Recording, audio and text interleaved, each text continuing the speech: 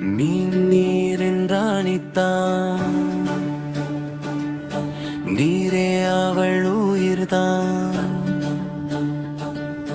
நீரில்லா உலகில் அது வாழவே முடியாதேதான். நீரில் நீந்தி விளையாடும் வண்ண வண்ண மீன் குட்டி, சிரித்து சிரித்து குதிக்கும் சின்ன சின்ன மீன் குட்டி. நதியில் குளத்தில் கடலில் சந்தோஷமாய் வாழ்கிறது. அலைகளோடு பாடிக்கொண்டு ஆனந்தமாய் நீ